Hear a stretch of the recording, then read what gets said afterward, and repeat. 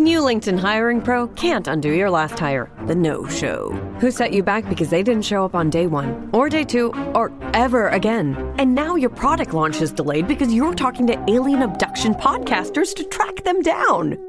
But LinkedIn Hiring Pro can help make sure your next hire sticks. In fact, businesses who use LinkedIn are 24% less likely to reopen a role in the next 12 months. Hire right the first time with LinkedIn Hiring Pro. Post a free job today at linkedin.com/quality. This episode is brought to you by Accenture. When your advertising operations fall out of sync, everything else follows. Spotify and Accenture are working together to reinvent the rhythm of ad sales, using automation, analytics, and smarter workflows to simplify campaign delivery and access better data across the business. The result? Less time spent on operations, more time connecting brands with the moments and fandoms that matter most. Learn more at accenture.com/Spotify. This podcast is part of the Robots Radio Rocket Club, a program designed to help all podcasts reach their full potential. For information about joining the Robots Radio Rocket Club, check out robotsradio.net.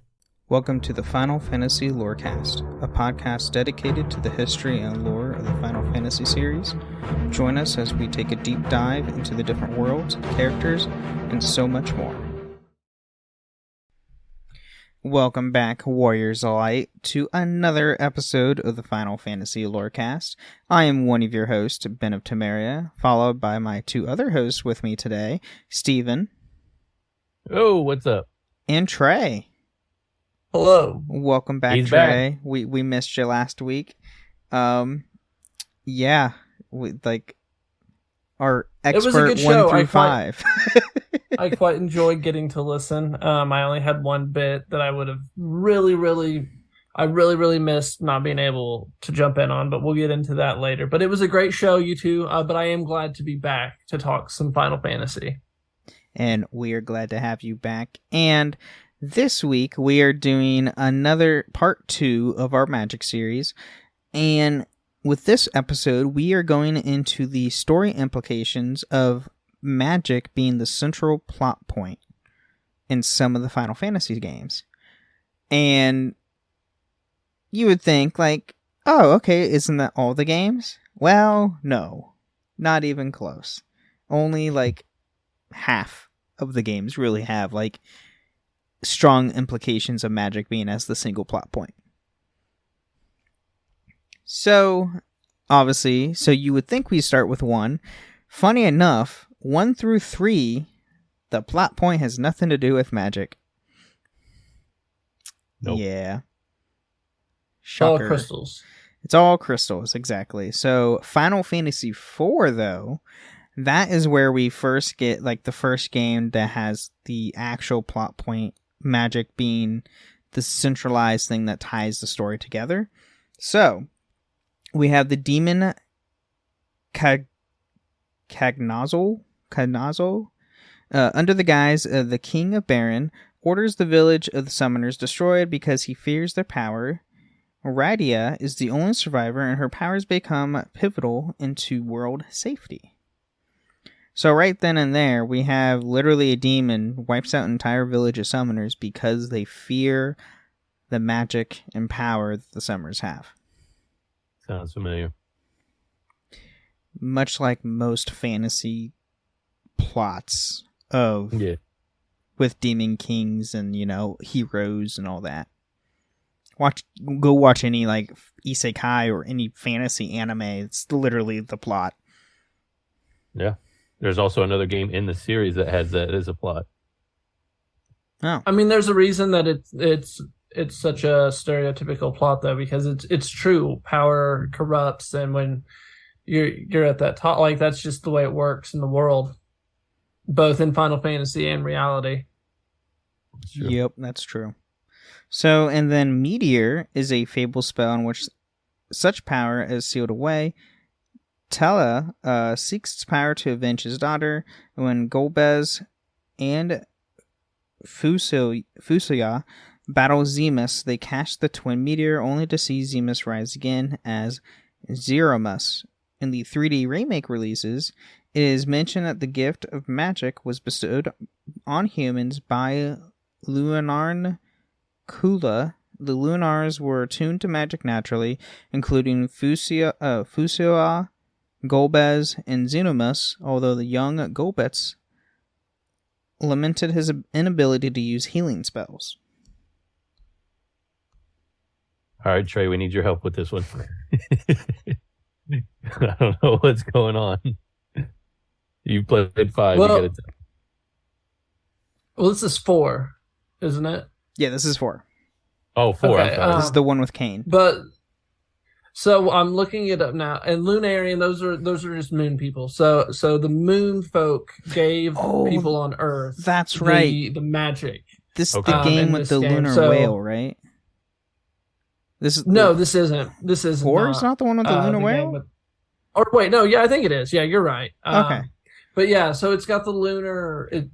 So the lunar people, they naturally just have magic from, I guess, living on the moon. And as it says in the notes, Fuchsia, Golbez, they all have that naturally. But that's where it comes from in 4. So when magic is at first a key plot point, it's just a gift from the people above, which in this case are the moon. But I'm sure the people above having special powers, I'm sure there's not symbolism lost there. Yeah. Fair, yeah. Pretty common through line in the series, yeah. And There's a lot of then, religion. so now we skip to Final Fantasy VI. So 5 has nothing to do with magic as a plot point. So we skip to 6. So 1,000 years ago, the Warring Triad began the War of the Triad, and many creatures and humans were transformed into magical demigods called Espers, while other humans began using magic extracted from them. The Warring Triad petrified themselves to stop the war, the Espers fled to another dimension, and the magic was forgotten. The few survivors rebuilt the world, and those who still had magical powers founding the village of Thamasa, and although over time their powers dwindled, it remained innate and present. I have a question. I hadn't made it this far into 6. Trey, have you finished 6? I don't ever remember if I beat the last boss or not. I remember getting to the post world, where after Kefka had succeeded and doing all that. But I don't remember if I ever actually beat the boss or not. But this was also 10 plus years ago. Yeah. So do you remember how just it says they were transformed into Espers? Like, does it ever go into how that happens? Not that I remember. From what I can tell, it was just the triad people, the 3 magic masters, just use whatever their powers were, I guess, from the notes to transform them. But I'm not sure. Oh, so they did. Okay, so they did it. That's just what I was curious about. Yeah, I'm pretty sure. Yeah, the Warring Triad. I was like the people with the power. They just used that to, I guess, but I'm honestly not sure. It sounds a lot like 16 though, where you have the demigods called Espers, or what icons in 16, and how you have the crystal, instead of having the crystals, they had to actually take the power from the Espers themselves. But it sounds a lot like the Espers, and then that same sort of power in 16 that they have in 6. Right. Yeah. Well, I mean, it's a similar, like, there's some similarities between the two with, in like 16, everyday people use crystals to use magic, well, as the icons themselves have it innate with them, so they can wield it like wielding a sword as easy as wielding a sword or something like that, where a normal person in 16, they can't. They have to have some sort of like catalyst to use it. But there is a drawback, which is a whole other thing. Anyway, we're not there yet. We're not there yet, no. So 20 years ago, Emperor Gastali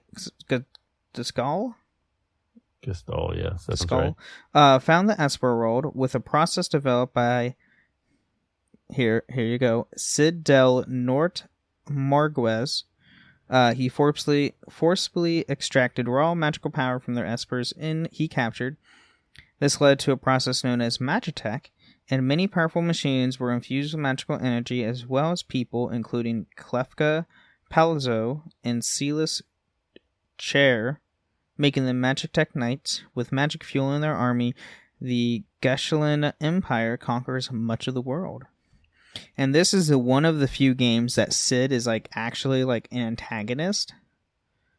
Compared to most games, I mean, a lot of games he's not an antagonist typically. I mean, there's a few of them. I mean, just off the top of my head, the ones I've played, I can think of where he was. I mean, he's never usually a major antagonist. Mm-hmm. And then the rebel faction Returners comes across a woman named Tara Bradford, a former Imperial general who lost her memories. She is a child of the Esper Meduin and a woman named Madeline, making her half Esper and one of the few humans to naturally know magic. The Esper Ramu reveals the Magitech is inefficient. The magic extracted is weak and kills the Espers, but when an Esper expires, they become Magicite, which can teach magic at a higher potency and efficiency. So, okay, in this game, as you can tell, Esper Ramu is a primal summon Esper. The Espers in this game are essentially the summons. Right.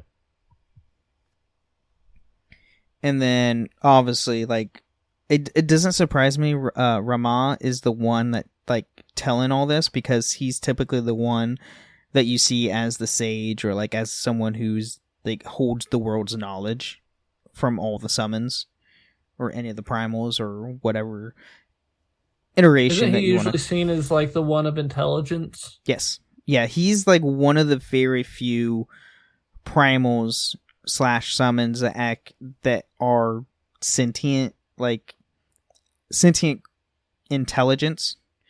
I mean, they're all sentient because they're all thinking, willing creatures, but he's the only one that can, one of the few that can like actually communicate typically. Yeah, it's like almost like a free will kind of thing. Like he has a mind of his own almost. Correct. Whereas the other ones are usually just forces of weapon. nature. Yeah. Though in some iterations, Garuda is also one with intelligence, but Garuda is also typically a complete jerk for nice terms. Yeah. And then Klefka takes control of the Warren Triad's remains, draining their powers to become the god of magic, reshaping the world into the world of ruin. Klefka rules unopposed with his new powers until the Returners reassemble their ranks and assault his tower. The Warren Triad and Klefka was destroyed, and magic vanishes from the world. The party's innate magic fades, and the magicite shards they had collected shatter, and the world reforms. Due to her emotional attachments to the children of Mobiles, Terra becomes a full human and survives. So, yeah. Yay for happy endings. Yeah. One also, after the world completely ruined. destroyed and then reshapes and reforms itself. Yeah. Yeah. I mean, I can't remember for sure. Like, I've only played a few here and there that I've finished, but some Final Fantasies have nice endings where others don't. I can think of one. The other ones are kind of like, it's always either bittersweet or like, start over again. Basically, it's just, that's how good point. Most of the ones I've played is like, all I know is the one that doesn't have a good ending is the most recent one. I haven't finished it, but all I was told is the ending is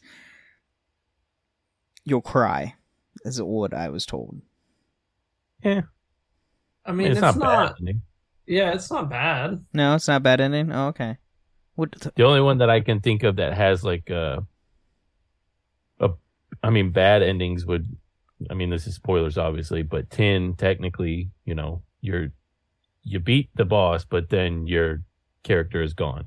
And same thing with 7, like everybody dies technically. That's open to interpretation, but then they had the to be understood. Advent Children movie that came out afterwards, which is why do people think everyone dies at the end of 7? I've never.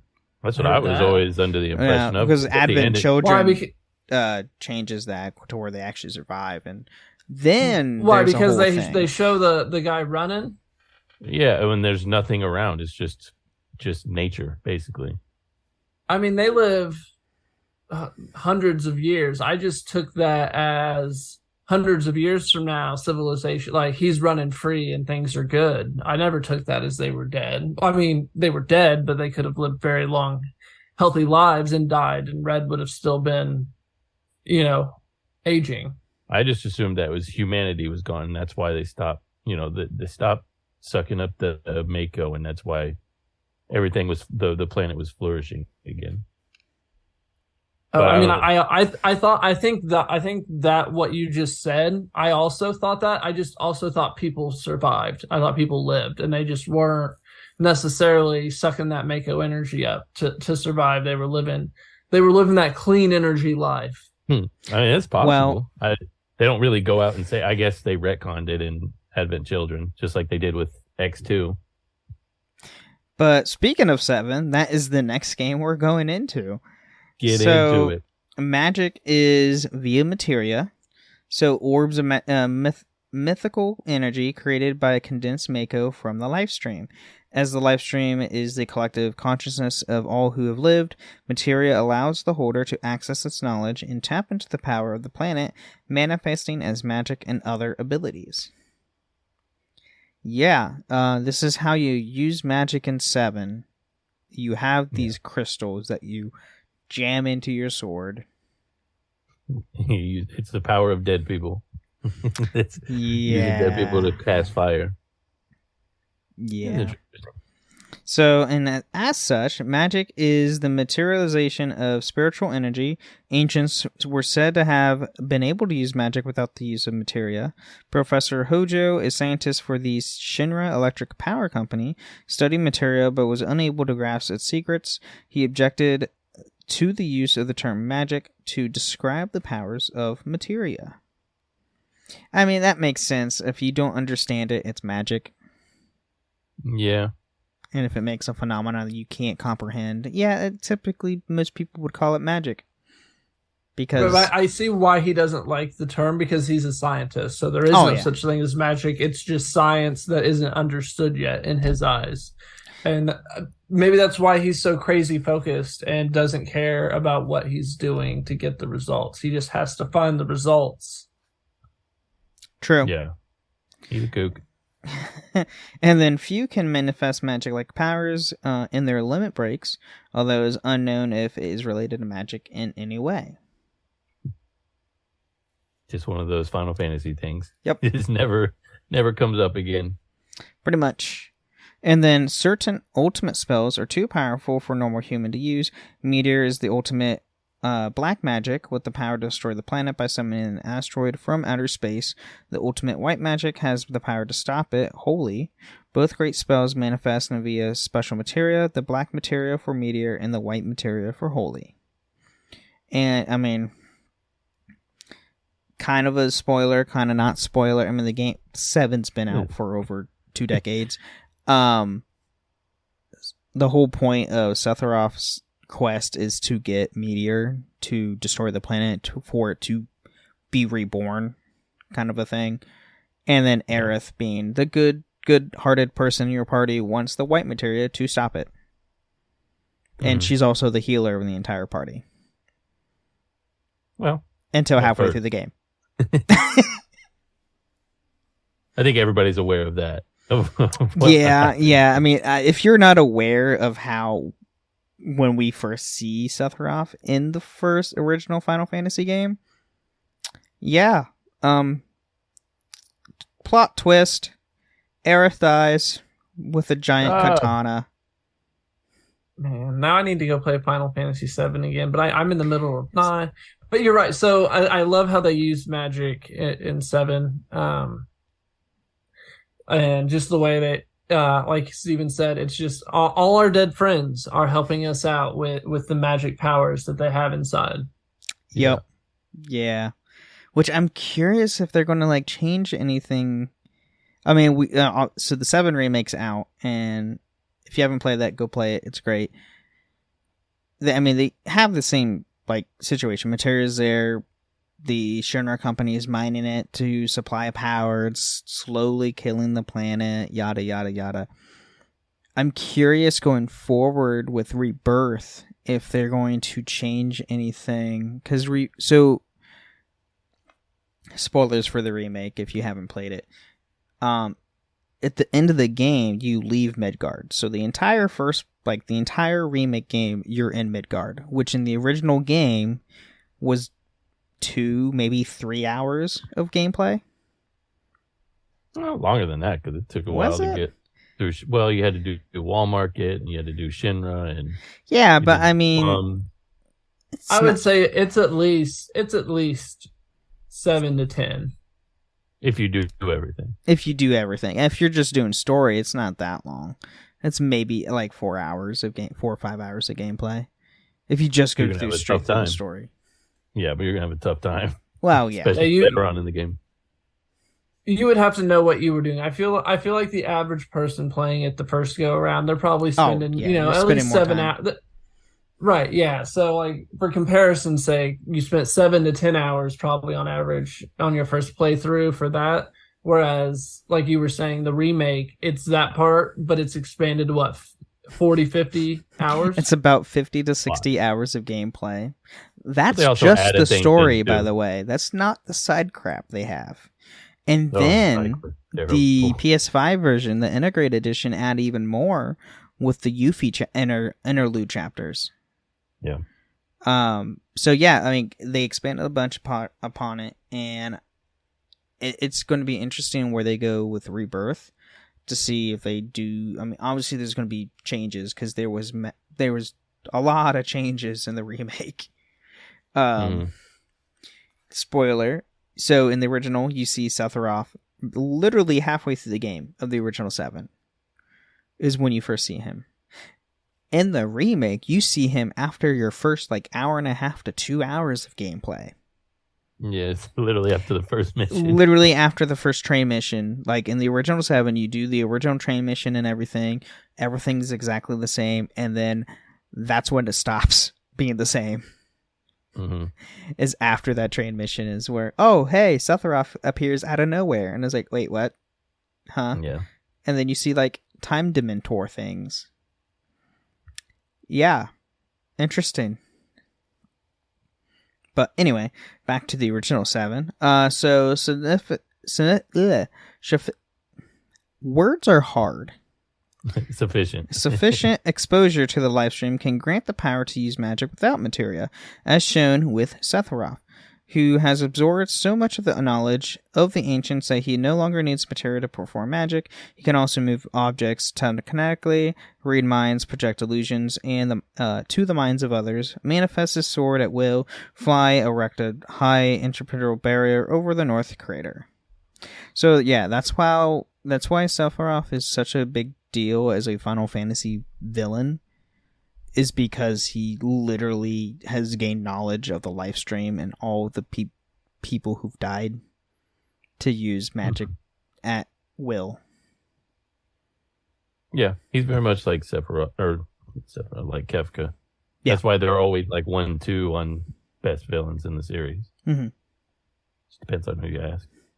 And then Sephiroth plans to use Meteor to become a god. A meteor would create a wound on the planet so great the lifestream would be sent out to heal it. Sephiroth plans to take control of the lifestream to take over the planet. When Eris Gainsborough travels to the city of the ancients to summon Holy, Sephiroth kills her. Though he is too late to stop Eris's prayer from reaching the planet, he has the power to hold Holy back. Yeah, so that's the giant scene that we see in the original 7 of him coming down and she's praying and then the sword kind of goes through her chest. Yeah, but you don't know that's what she's doing until after the fact. It's after, yeah. You don't know almost until the end of the game. Yeah. Normally, when you're in that scene, it's just like, oh, she's praying, and then she gets killed, and honestly, and that's when you first see that. I mean, I teared up when I first played that game, and when that happened, I was like, What? She didn't do anything. Yeah. It was the first time I felt emotions in a game. I was like, what? I'm used to playing Mario. What is this? People are dying. Exactly. What, you don't get emotional when Peach gets captured every time? No, not typically. And then Cloud Strife and his party descend into Sephiroth's lair in the northern cave and defeats him, releasing Holy. Holy is sent out too late and the meteor breaks through it, decimating the metropolis of Midgard. Eris's spirit summons the Lifestream to force Meteor back and saves the planet. There you have it. I was wrong. So yeah, none of them die, because then we get the film Advent Children, which is direct sequel from the original 7, not the remake. So that makes sense, though, because it says there that it destroys Midgar, which is the city where all the Mako's being stuck up. So that would explain why flourishing again. Yeah, because Shinra doesn't exist anymore at this point because they were decimated into the ground. Right. Literally. Thank God. Yeah. I hate Shinra so much, and the remake made that hatred more because they made them more of a jerks than they are in the original game. They really let them play out. But I really liked them in Advent Children, though. That's true. Advent Children's such a good film. And when they're jerks on your side, they're just like those charming jerks that you like. But when they're not on your side, you cannot stand them. Mm-hmm. Yeah. Yep. But at this point, we're going to take a short mid break, and we'll be right back. Tomorrow morning is knocking. Stock your fridge now. How about a creamy mocha frappuccino drink? Or a sweet vanilla? Smooth caramel, maybe? Or a white chocolate mocha? Whichever you choose, delicious coffee awaits. Find Starbucks Frappuccino drinks wherever you buy your groceries.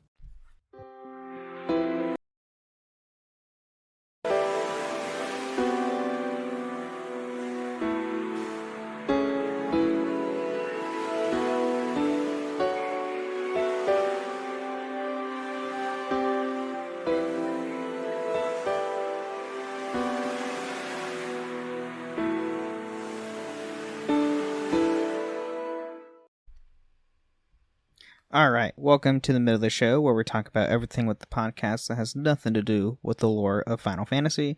And at this point, I just want to thank everybody listening to our show as we continue to make these episodes. It really helps us, really supports us. And if you do want to support us, there's a few different options you can do. You can join us on patreon.com/Final Fantasy Lorecast, where you can get ad-free episodes. You can there's a tier you can sign up on to join us once a month on the show. Topic of your choosing. We can talk about any of the games, any theories, any upcoming titles, or anything like that we can talk about.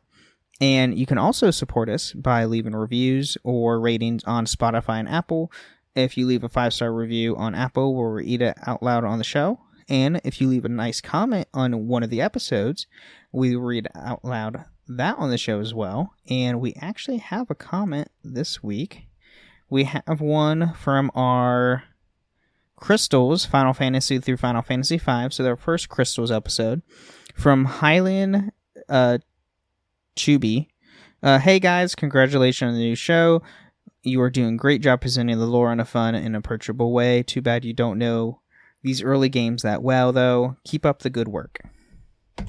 We're working on it. Yep, we're working on it. We'll get more info. I mean, by doing this show more and more, we'll get more in depth with the lore, in depth in doing research. We learn more as we do the show, and we'll be playing those games eventually anyway. So, and that's what we have Trey for. That's also true. We are doing our best. We are all three of us are doing our best. Yep. And you can also join us on a few different Discords. We are on the Robots Radio Discord at robotsradio.net. And we also have our own Discord at my Ben and Friends Discord, where you can join us for this show and the other shows I host, the Wizard and World Lorecast and Holocron Histories. And then also, we do record these episodes live every Wednesday night at 8 p.m. Central, or 8 p.m. Eastern, 5 p.m. Pacific on my Twitch channel, Ben of Temeria.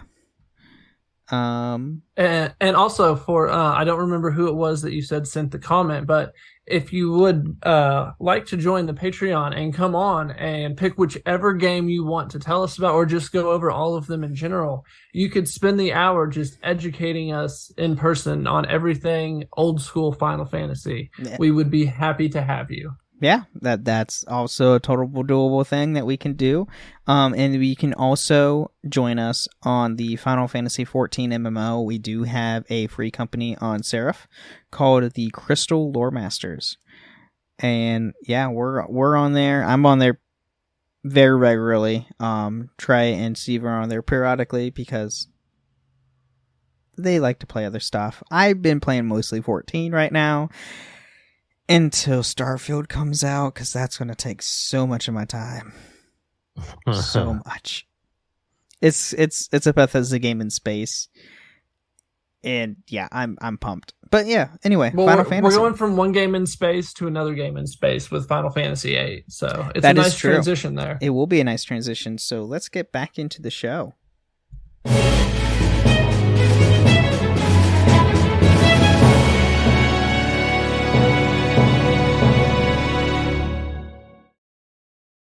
This episode is brought to you by Tidy Cats, here to level up your litter game with their new Performance Plus lineup. Your home is your happy place, your cats, VIPs. So when it comes to the litter box, excellence isn't optional. Choose from products that specialize in max power clumping, low tracking, or odor fighting so advanced, stink won't see it coming. Tidy Cats Performance Plus. Mission mighty, keep it tidy. Shop now at tidycats.com. All right, we're back, and as Trey just said in the mid-break, Final Fantasy VIII, because space. So, yeah, magic is the manipulation of the planet's energy fields. Magic can be used by everyone through different means, the main ones being Sorcerer's Powers, Witch Embodiment, and Guardian Force Junctioning, Paramagic, and Sorceress's power to attribute to the legend of the Great Hind, supposedly the creator of the world, and the first sorcerer. The legend goes that the fragments of the Great Hind's power were given to women who become sorceresses. So, I like how they GFs use... are just summons, icons, whatever you want to call them. I like how they use junctioning, because the junction system... is the worst. You say that, but so last week the one thing I wanted to jump in on was you guys were talking about the summons, and one of them was about Quetzalcoatl, or I think that's how you say it. It's the lightning summon. And so in 8, it really matters who has what which summon, because you get skills based on which GF you have attached to you. And I always had Quetzalcoatl on Squall. He was my main guy. So while you guys are laughing, thinking, I can't believe they had him instead of Rom, and talking about Gruda, for me, growing up, you posted on Twitter, top 5 summons. Quetzalcoatl is probably one of my top 5 summons, because I love him so much just from this game, because he's always the one I attach with Squall, and there's no love like your first love. And I played 8 first. That was the first summon that really mattered to my first main character. So you guys might hate on Quetzalcoatl, but he's got a special place right here on this corner. I can't say anything because I still need to play 8. So I have no argument with that. Yeah, I don't hate him. It's just I'm just not a a fan of... You just hate the junction Imagine my disappointment that he's not in all the other ones. Yeah, I've never seen him before. I don't remember Quetzalcoatl being anything after 8, or hearing anything about after 8. But you can keep going now about the passing, how the sorceress powers. I had to get that rant off because it's such a weird summon for me to have the special place for in my heart, and I'll never get the chance again to probably talk about Quetzalcoatl. So there it was. And I missed it live. We still have our summon season that we'll be doing. So we'll go over Quetzalcoatl during that. We'll definitely have a miscellaneous episode where we might not do an episode on all of them, but those our favorite like one or two offs that are in, like Choco Mog. Yeah. Oh God, the fat chocobo. Anyway, yes, the passing of the sorceress powers, called the embodiment, called the succession of witches in the Japanese version, became a tradition where the person with the capacity to embody a sorcerer's power is chosen as the candidate. As such, sorceresses are both respected and feared, which makes sense. Yeah. And then Dr.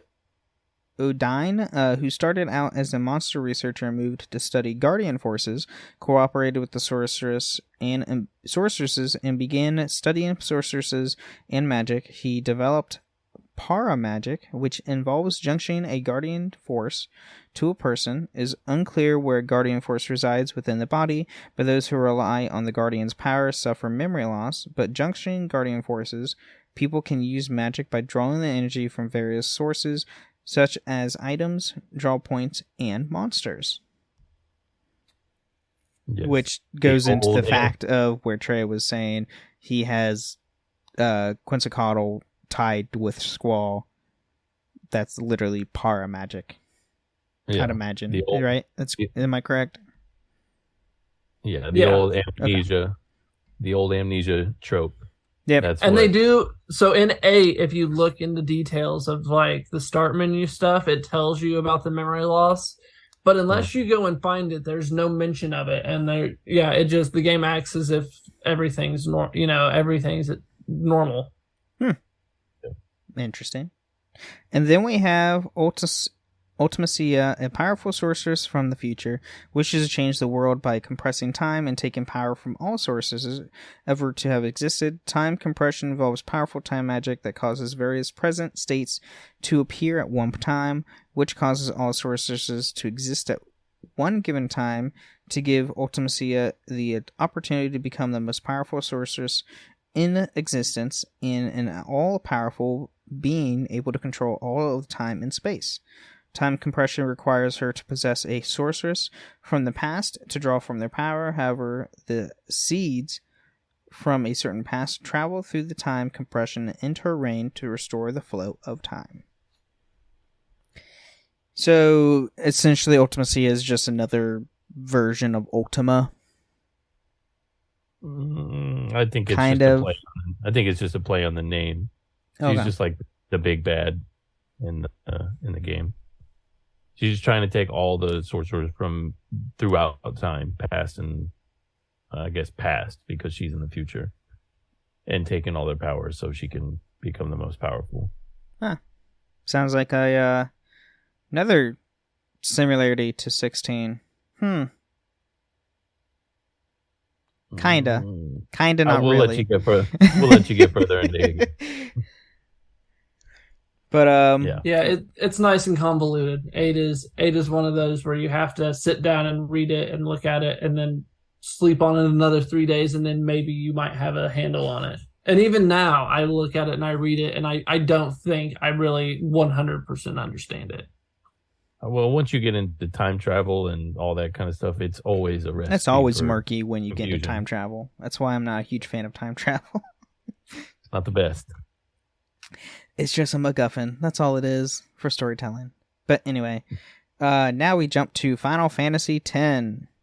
Yes. So, according to the Final Fantasy X scenario Ultimania, the first development in Spyra was brought about the power of magic. The use of magic depended on individual factors, and those who could use magic naturally had an advantage, while those who couldn't were discriminated against. Thus, the age of the magic civilizations was an age of inequality. So this game not is in the game at all. So this is not in the game. No, Okay. Not even mentioned. No. Okay. It's part of the Ultimania, which they just made that so they can kind of explain some of the loose ends. Because the Ultimania, it's like the books. Is the Ultimania books? Like Final Well, Fantasy. I think this is talking about like the times back before the war when they had the mages versus people with machines. Yeah, which they don't really.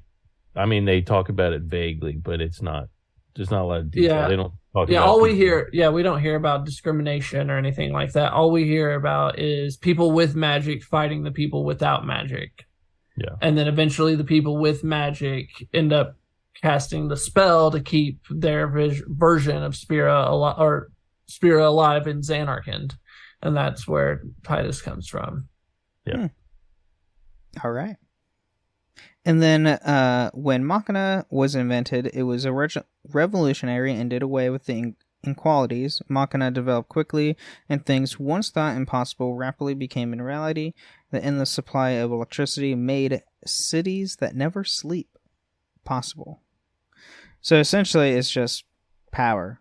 They made electricity and tech. So, yay! Yeah, they made machines and stuff. That's all. Modern Quite world literally. tech. Future, but, I mean, future modern tech. Yeah, but I mean, they're not. It's forbidden, quote unquote, in the future.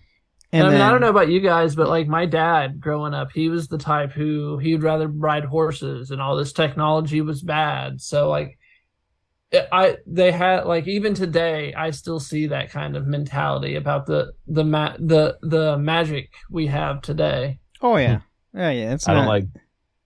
I feel the same way. Like with my cars, I don't like having too many doodads on it because I'm like, well, this is just going to be so expensive to fix. My car doesn't have Give me a roll-up window. My car doesn't have cruise control, and I hate cruise control.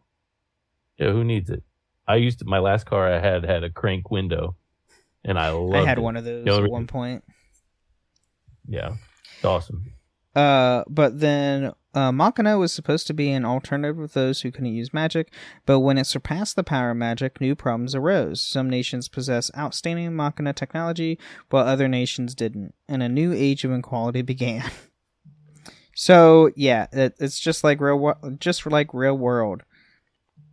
Things progress, and then things go back to where it was.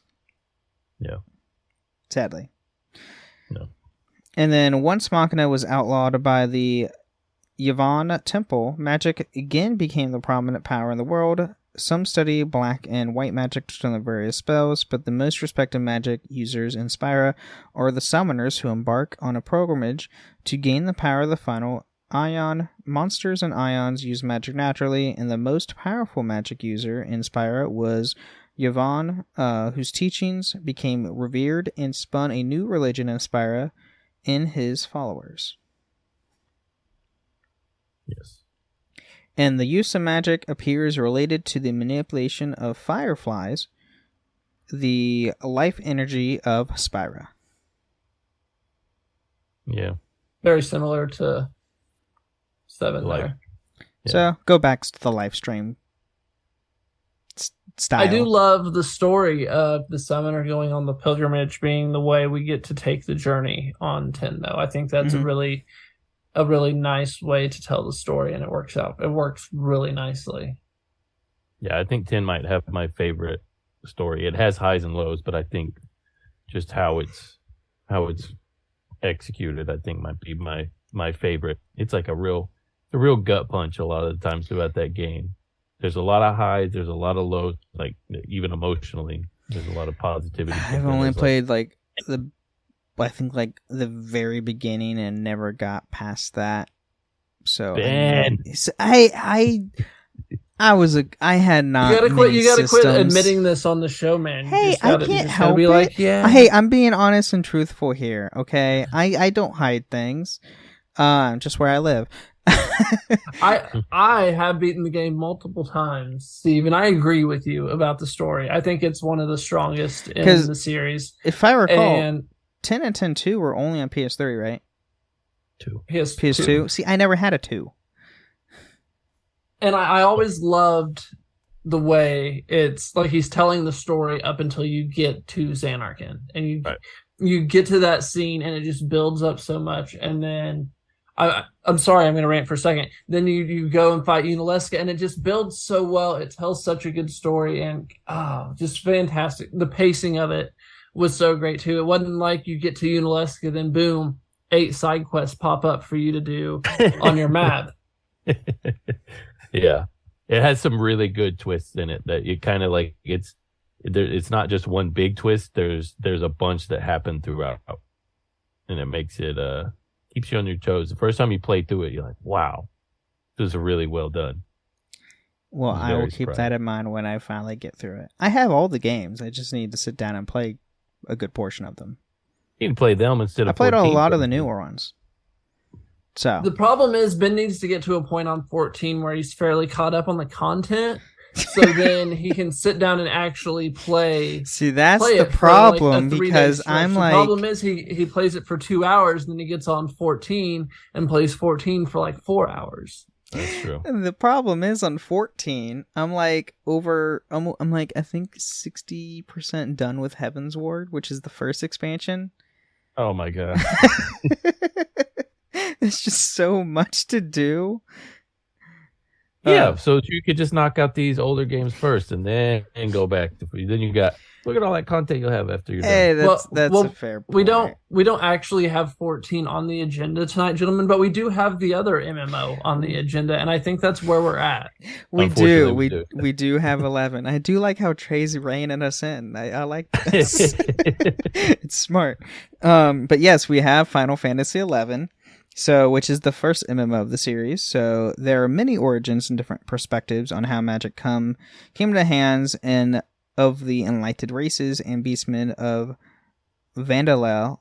One of the constant facts is how the origins can be traced back to the nation of Windurst and the race of Taru. And so, if you haven't played 11, which I don't blame you if you haven't, because, I mean, you can go back and play it on PC, but there's really no reason to at this point. Tarus are literally Lalafels from 14. They're the same race. Which I think Trey actually plays as a Lalafell.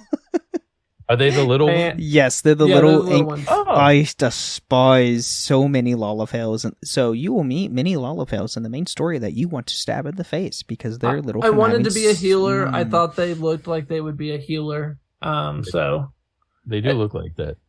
And it's also fun to play something you're not. I've always been like the tallest person around. I'm 6'4", so it's not. And I live in a small town. I lived in a small town, so it wasn't like there was a lot of tall people. So it's nice being the small one for a change. Yeah, all the cutscenes, you literally just look up, straight up, because they're that small. Yeah. So yeah, I have many thoughts on the Lalafell race, more for the fact that the main story of 14. If you haven't played the main story, go and get to the Heaven's Ward. You will meet many Lalafells you will despise with a passion. Just saying. But anyway, there's a lot of nice ones though too. I will give them that.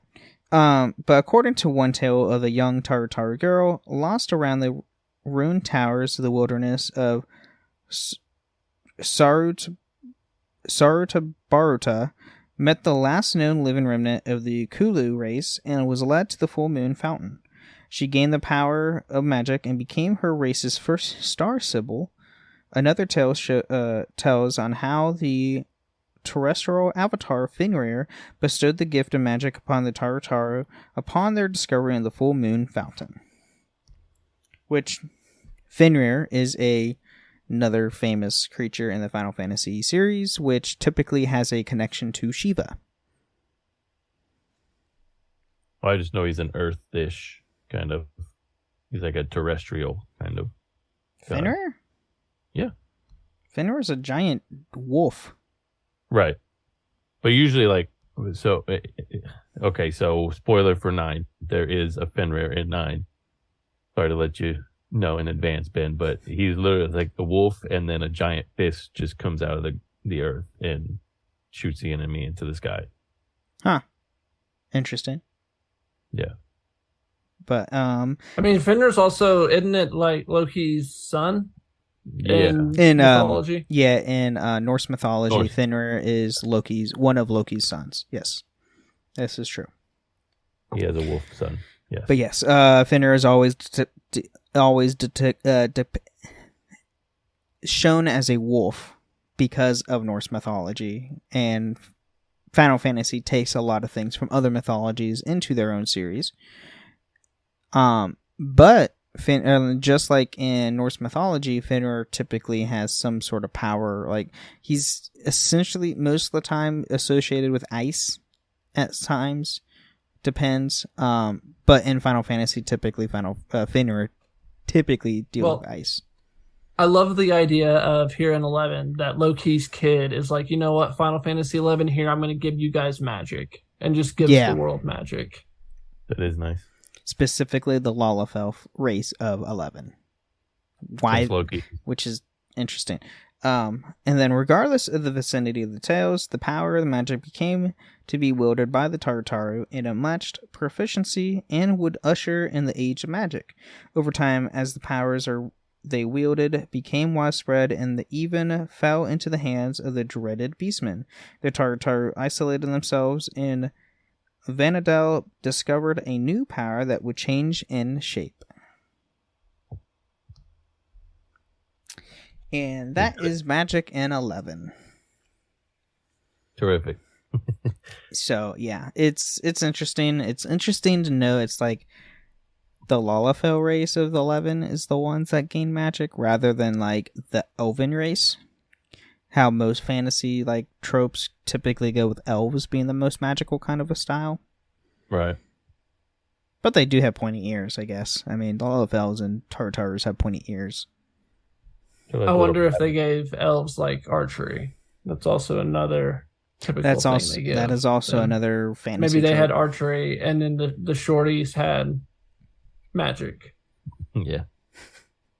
Possibly. I don't know. I never played 11 and probably won't play 11 because it's PC only and I just I'm already playing one MMO. No, but you've got an hour until you go live again. So you should go play some 9. Well, you got a nice that's 30-minute true, window. but I also have to do edits. And that takes time. Oh yeah. And really you should prep a little, get refreshed, but Ow. We just want you to play 9 so we can Oh, I know. But and then 10. And then 10. Okay, so it goes from 9 to 10. Okay. Yeah. You've already played 7. That's true. I've already played 7 and I played the remake of 7. So, and we'll play and finish Rebirth when it drops. I still got to next finish year. Remake. Yeah. The remake is so good. So good. But anyway, that is all we have on this week's episode. Join us next week as we do another episode of Magick into more story plot points with the later games of the series. And is there anything you guys want to add before we sign off? Looking forward to talking about 14 next week. Yeah, I think that's on the list. I know 15 is. 15 has a lot. Because 15's whole entire story is literally centered around Magick. Yeah, that's true. I can promise you, even if 14 is not on the list, we will be talking about it. Probably because of me. Anyway, thank you for listening to the Final Fantasy Lorecast, and may the crystals guide you. Thank you for listening to the Lorecast.